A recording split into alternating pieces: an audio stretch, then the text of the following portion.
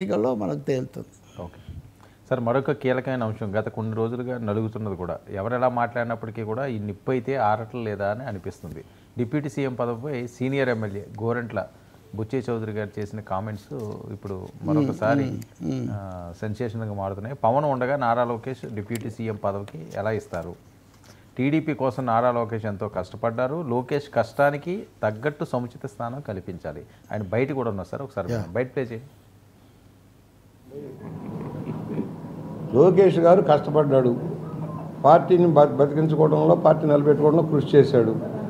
ఆయన సముచిత గౌరవం ఉంది. చంద్రబాబు గారు ముఖ్యమంత్రిగా ఉన్నంతకాలం ఆ ముఖ్యమంత్రి గురించి రెండో ఆలోచన ఎవరో చేయడం అనవసరం. Very clear. ఉప ముఖ్యమంత్రి ఆ రోజున ఒక అంగీకారంలో పవన్ కళ్యాణ్ గారికి ఒక్కళ్ళకే ఉప ముఖ్యమంత్రి ఇచ్చారు. అది అంతవరకు కొనసాగుతుంది. మధ్యలో అనవసరమైన వివాదాల్లోకి వెళ్ళడం నాయకులకి ఎవరికి మంచిది కాదు. ఏమండి, లోకేష్ గారు కష్టపడ్డాడు, పార్టీని బతికించుకోవడంలో, పార్టీ నిలబెట్టుకోవడంలో కృషి చేశాడు. ఆయన సముచిత గౌరవం ఉంది. చంద్రబాబు గారు ముఖ్యమంత్రిగా ఉన్నంతకాలం ఆ ముఖ్యమంత్రి గురించి రెండో ఆలోచన ఎవరు ఆయన ముఖ్యమంత్రి ఉండగా మళ్ళీ ఆ టాపిక్ వద్దు, పవన్ కళ్యాణ్ గారు డిప్యూటీ సీఎం ఉండగా మళ్ళీ ఈ మాటలు ఎందుకు అని పెద్ద ఆయన పద్ధతిగా చెప్పారు. ఇప్పుడు వేదంలా ఘోషించే గోదావరి, అనుభవంతో భాషించే గోరెంట్ల బుచ్చయ్య చౌదరి అన్నట్టుగా సార్ అనేక అర్థాలు, అనేక మీనింగులతో మాట్లాడుతూ ఉంటారు. ఇప్పుడు ఇక్కడ ఆయన చాలా స్పష్టంగా చెప్తుంది ఏంటంటే ఈ వివాదం అనవసరం అని నెంబర్ 1. కానీ నెంబర్ 2, బుచ్చయ్య చౌదరిని ఆర్థిక మంత్రి బుగ్గన గత శాసనసభలో దసరా బుల్లోడ్ లాగా ఉంటాడంటే 7 సార్లు 8 సార్లు ఎన్నికైన ఎంతోమంది లేరు. అసలు అంత అనుభవజ్ఞుడికి పదవి తప్పకుండా ఇచ్చి ఉండాలి ఈసారి కూడా అని ఒక అభిప్రాయము, అసంతృప్తి చాలామందిలో ఉంది. కానీ లోకేష్ ఒక వైఖరి తీసుకున్నాడు. సూపర్ సీనియర్లు 2 సార్లు 3 సార్లు పదవులు వచ్చిన వాళ్ళు ఇంకా కుదరదు అని. ఇది చాలా ముఖ్యంగా చర్చ జరుగుతుంది తెలుగుదేశంలో. మొన్న కూడా నేను మీకు చెప్తూ ఉన్నాను, తనకు కూడా వద్దంటున్నాడు. నేను 3 సార్లు నుంచి జనరల్ సెక్రటరీగా ఉన్నాను, జాతీయ ప్రధాన కార్యదర్శిగా ఇంకెన్నిసార్లు ఉంటాను, ఇంకెవరికన్నా ఈ పదవి ఇవ్వాలి అని లోకేష్ కూడా అంటున్నారు. ఇప్పుడు బుచ్చయ్య చౌదరి చెప్పేది ఏంటి, నిజంగా తెలుగుదేశం జనసేన కాస్త క్లాష్ అయిన ప్రాంతాల్లో రాజమండ్రి కూడా ఒకటి. ఈయన రూరల్ సీటు వీటికి కూడా ఇవన్నీ కూడా వచ్చి మారినవి. వీటన్నింటినీ భరించి ఆయన పార్టీతో ఉన్నాడు. ఇంకా అతి ముఖ్యమైనది ఏంటంటే చంద్రబాబు చొరవ తీసుకోవట్లేదని అసంతృప్తి వెలిబుచ్చి లోకేష్ మీదనే చర్చ కూడా పెట్టి మీరు లోకేష్ను ముందుకు తెచ్చి చంద్రబాబు ప్రాధాన్యత తగ్గించకపోవడం కాదు, గజిబిజి సృష్టిస్తున్నారని కొత్త నాయకత్వం మీద అసంతృప్తి కూడా వ్యక్తం చేశాడు ఈయన. సో మీకు తెలిస్తే కానీ మీకు గుర్తుంటే అప్పుడు చంద్రబాబు లోకేష్ ఇద్దరు ఈయన్ని పిలిచి మాట్లాడారు, ఇది జగన్ ఉన్నప్పుడు. సో ఈయన 1 సైడెడ్గా లోకేష్ను బలపరిచే క్యాండిడేట్ కాదు. ఇంకోటి ఇప్పుడు కూడా మీరు స్పష్టంగా గుర్తించండి, అప్పుడు ఆయన ఒక ఇంటర్వ్యూ ఇచ్చారు. ఆ ఇంటర్వ్యూ ఎవరితో ఇచ్చారు నేను ఇప్పుడు చెప్పట్లేదు, కానీ ఆ ఇంటర్వ్యూ అయ్యాక 2024 ఎన్నికలు చంద్రబాబు ముఖ్యమంత్రిగా అభ్యర్థిగానే జరుగుతాయి, లోకేష్ కాదు అని ఒక స్పష్టమైన ప్రకటన తెలుగుదేశం నుంచి వచ్చేటట్టుగా చేశాడు. అంటే చేయడంలో చొరవ తీసుకున్నాడు ఆయన, ఉన్నది కూడా అదే. కానీ ఇప్పుడు కూడా ఆయన అదే చెప్తున్నారు, లోకేష్ను ప్రమోట్ చేయాలని కొంతమంది, లోకేష్ను డిప్యూటీ సీఎంని చేస్తే పవన్ కళ్యాణ్ను ముఖ్యమంత్రిని చేయాలని కొంతమంది మాట్లాడుతూ ఉంటే వివాదాలు పెంచకండి అని పవన్ హెచ్చరిక చేసినట్టే బుచ్చయ్య చౌదరి కూడా పవన్ ఉండగా నారా లోకేష్కు డిప్యూటీ సీఎం పదవి రాదు అని చెప్తున్నాడు. ఒకటి number 1. So Pavan is the single deputy chief మినిస్టర్గా ఉండాలి తప్ప సెకండ్ డిప్యూటీ చీఫ్ మినిస్టర్, రెండో ఉప ముఖ్యమంత్రికి అవకాశమే లేదని ఆయన రూల్ అవుట్ చేస్తున్నాడు.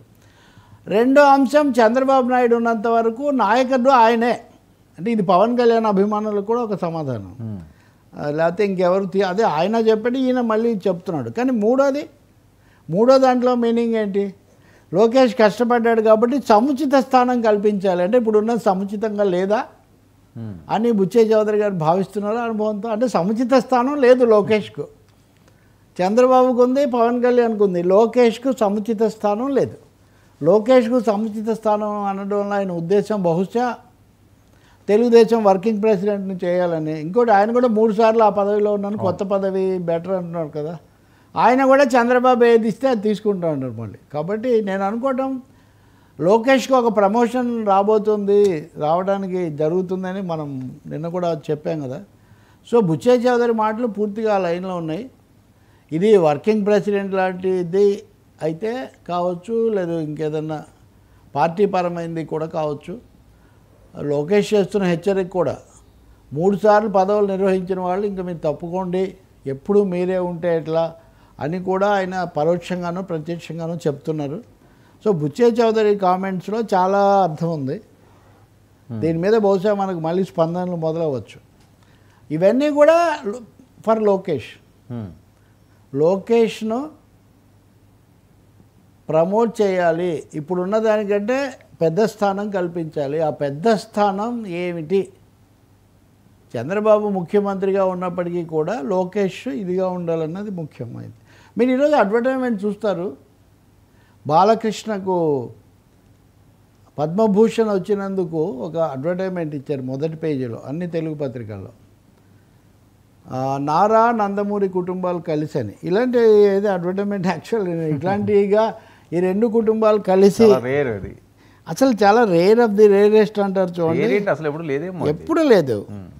ఇది ఎందుకు ఇది వచ్చింది అనేది ఒకటి చూస్తే కనుక ఇందులో ఎవరెవరు బొమ్మలు ఉన్నాయి, ఎవరెవరు లేవు అని మీరు కూడా గమనించవచ్చు.